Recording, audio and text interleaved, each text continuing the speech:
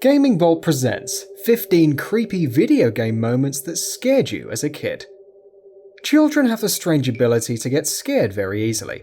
Think about when you were young and how many times you got frightened by the simplest things in games. They were different from movies, and still are, because it wasn't some actor on a screen doing everything, it was you controlling somebody. Nowadays, those things that scared you as a child probably make you laugh, or maybe, just maybe, you still find some of those same things in your childhood games still creep you out. Ocarina of Time, the Bottom of the Well. Bottom of the Well is a level in Ocarina of Time, and is so horrifying it feels like it belongs in Majora's Mask instead. In the level, you constantly plummet through fake floors until you land in a river of poison, where sickeningly spindly hands constantly reach out to grab you.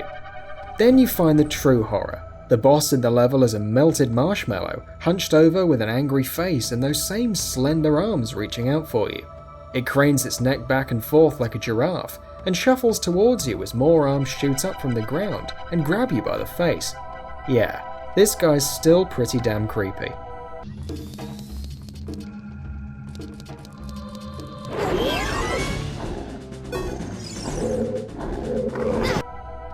Twilight Princess, Link's Nightmare.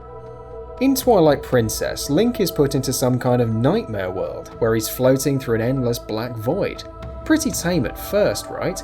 Then, without warning, a woman shows up with no pupils and waves a blade in your face before she screams, drops the knife and disappears. Then, Link is alone, also losing his pupils, and he's surrounded by 3 other Links who are all black and pointing at him.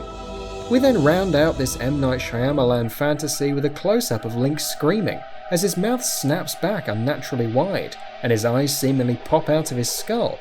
Fun times. Super Mario Sunshine, Killing the Octopus. Super Mario Sunshine's own scary moment is particularly painful, if only because it forces the player to commit unspeakable evil. There's an octopus boss, and if you're in the right mindset you can probably imagine where this is going. And you'd be right. To defeat this octopus, you don't jump on its head or shoot it with your water cannon, you have to inexplicably rip each and every one of its tentacles off, then bash it in the head with them.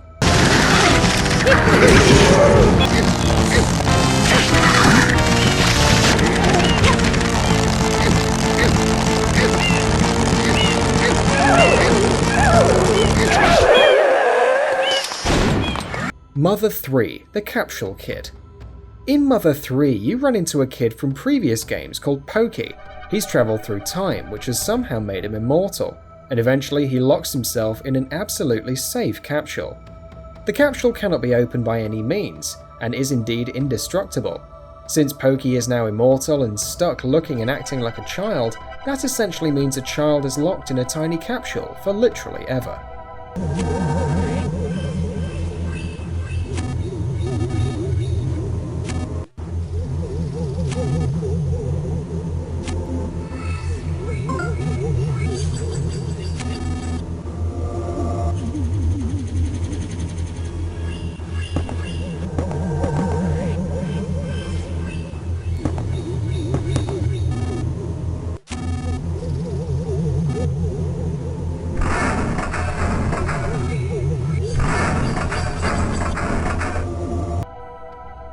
The original Xbox, background voices.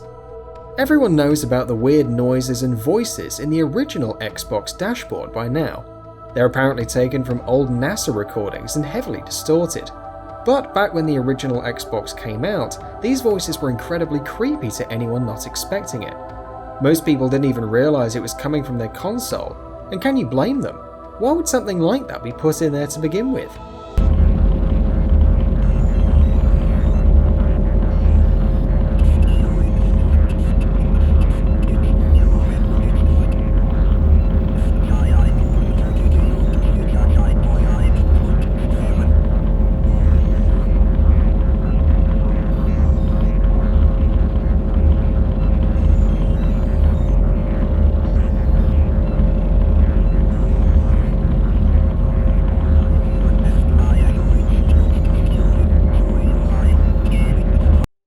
Psychonauts, the Burning Children.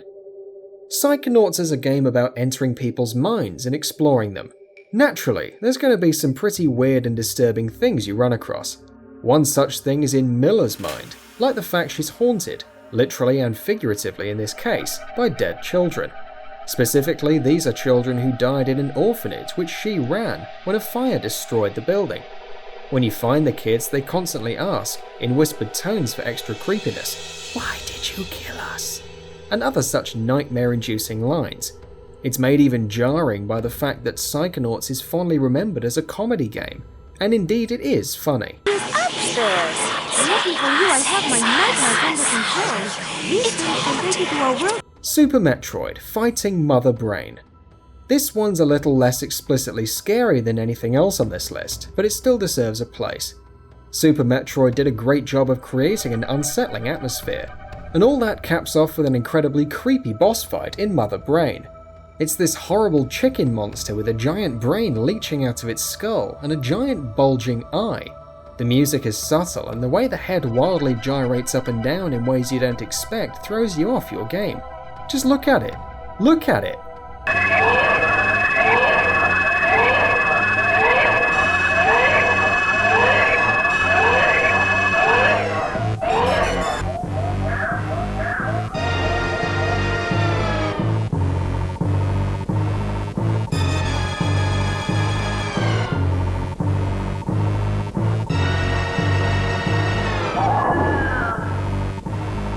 Pokemon Red and Green, Lavender Town.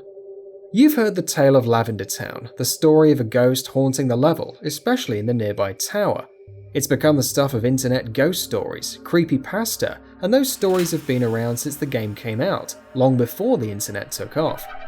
The music alone is enough to make your skin crawl. Listen to it. We may never really know the full story of this town, but it's clear from the very moment you get there that something is up, and you want nothing more than to hurry up and get out.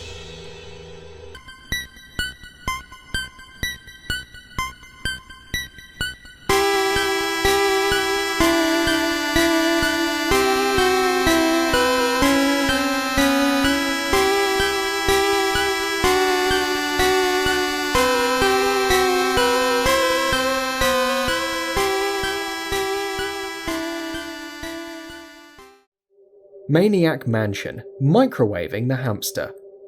Maniac Mansion is supposed to be a cute, fun comedy. Instead, the game gives you a hamster and lets you put it in the microwave. And it's not kind about the final result. You have to watch as that thing explodes into a million meaty, bloody chunks all over the door and the walls. This isn't like killing hellbeasts in Doom or Quake. You just killed a cute little animal. And for what? Just because you could?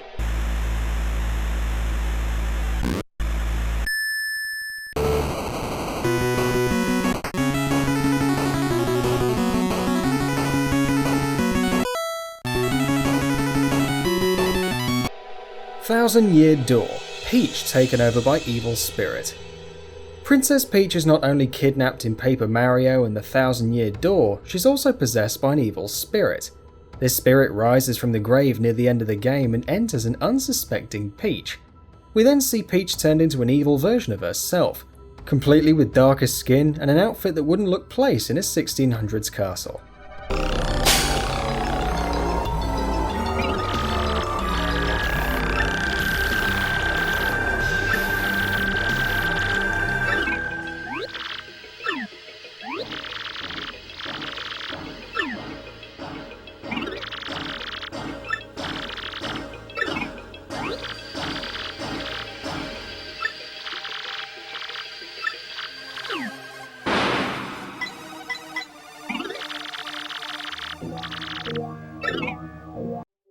Splatterhouse 2, The Gore Monsters.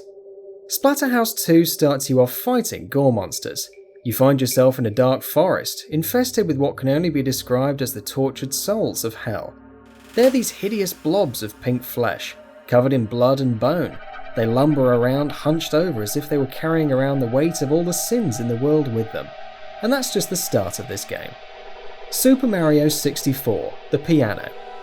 Super Mario 64 isn't known for being a creep fest like other Nintendo games of the era, but there's one scene in particular that left at least a few people's underwear a little browner. There's a piano in Peach's castle that you can approach. You figure you might be able to play it, or at least admire it, whatever. But for no explained reason, the piano jumps to life and tries to eat you. It's not all that scary on its own, a standard big sharp and angry eyes monster, but it's the random springing to life that gets you, every time.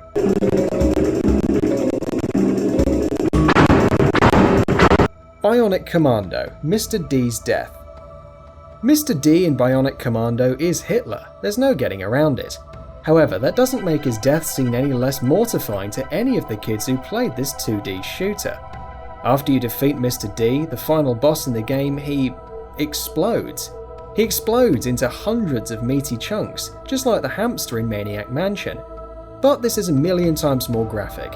You didn't find this level of gore in many NES games, to say the least.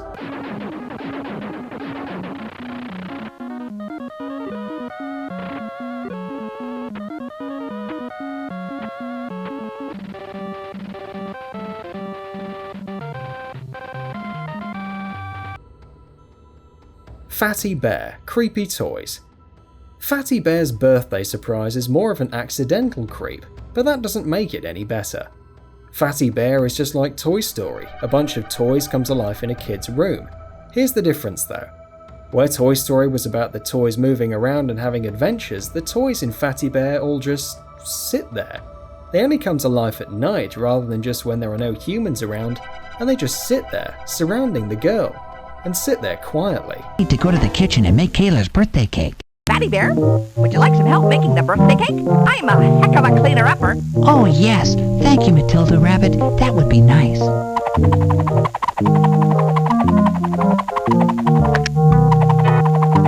Jak and Daxter. Daxter falling into the dark eco. In Jak and Daxter, you're told right away how bad this dark eco stuff is. You absolutely do not want to touch it or get near it. So what happens? Your companion Daxter immediately falls into a pit full of it. You think he's dead at first because he stays in there so long, and when he comes out, he's been transformed into some kind of weird critter.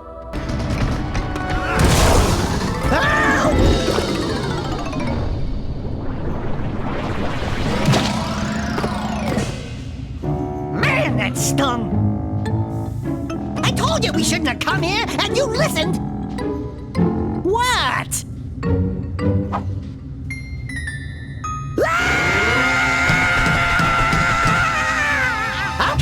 Okay, I'm fine.